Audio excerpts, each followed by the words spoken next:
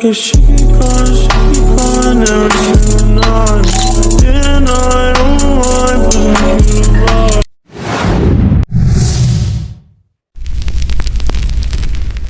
Yang pertanyaan pertama yang ingin kami sampaikan itu mengenai komunikasi, yaitu bagaimana komunikasi efektif dapat meningkatkan kesadaran dan kesepahaman tentang tujuan kebijakan di antara pelaksana dan masyarakat dalam program PKH tersebut. Nah, saya kasih tahu kalian pada ilmuanisasi ya. Iya. Jadi misalnya di negara ini memang produk undang-undang itu yang buat siapa? Legislatif dan eksekutif. Ada usulannya usulan legislatif, ada usulan eksekutif. Tapi setelah itu menjadi produk undang-undang, yang berhak untuk mensosialisasikan itu cuma eksekutif, pemerintah daerah, dan dalam hal ini pemerintah Provinsi Sumatera Utara. Jadi di sini ada namanya sosialisasi peraturan daerah. Tapi yang disosialisasikan itu bukan peraturan yang sudah jadi, tapi peraturan yang sedang dibahas. Jadi memang peraturan di daerah ini mengatur tentang bahwasanya yang mensosialisasikan peraturan daerah itu sebenarnya bukan pihak legislatif, tapi pihak eksekutif. Makanya kalau pertanyaan bagaimana komunikasi, sebenarnya kalau peraturan di atasnya bisa dirubah, ya DPRD bisa berperan, karena DPRD memiliki fungsi, salah satunya adalah fungsi penyerapan aspirasi. Itu tiap hari datang ke masyarakat. Makanya gedung DPRD ini kan banyak kan, tapi ruangannya banyak kosong. Kenapa? Karena anggota dewannya lebih banyak di lapangan daripada di kantor. Kalau kantor ini hanya untuk rapat komisi dan atau rapat paripurna. Selebihnya daripada itu banyaknya kunjungan dan penyerapan aspirasi di masyarakat.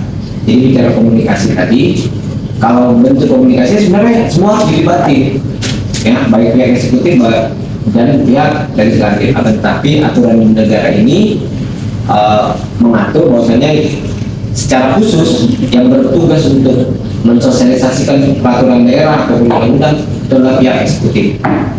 Lihat. Bagaimana peran sumber daya dalam keberhasilan implementasi kebijakan tersebut, dan bagaimana sumber daya tersebut dapat dikelola secara efektif? Jadi berkaitan dengan sumber daya, ya seharusnya saya bilang tadi, seluruh sumber daya yang ada, baik yang eksekutif yang legislatif, itu harusnya secara bahu-membahu mensosialisasikan peraturan daerahnya. Ya, terkait dengan PKH sebenarnya seluruh anggota dewan bertugas, secara khusus Komisi E yang berkaitan dengan bidang sosial. Baru di pihak eksekutifnya siapa? Ada dinas sosial, ada biro sosial, ada kalau berkaitan dengan PKH ya dinas sosial lah. Ada dinas sosial ANSI yang memiliki fungsi dan peran untuk mengatur dan mendata PKH. Tugas DPRD itu 3: budgeting, pengawasan, sama legislasi. Jadi anggota DPRD itu membuat anggaran bersama pemerintah Provinsi Sumatera Utara, baru mengawasi jalannya anggaran.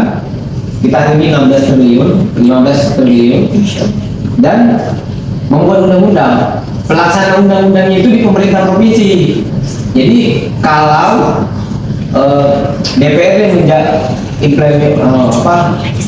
mendisposisi atau mengimplementasi undang-undang, salah. Di sini ada dokumen pelaksananya, makanya eksekutor itu di mana? Di pemerintah provinsi. Kalau kita hanya sebagian membuat undang-undang, membuat regulasi, menyediakan anggarannya, karena anggarannya dibahas di sini.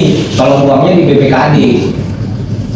Bendahara kita itu BPKAD. Kalau bendahara di negara ini Menteri Keuangan. itu pakai disposisi, tapi hambatan masalah.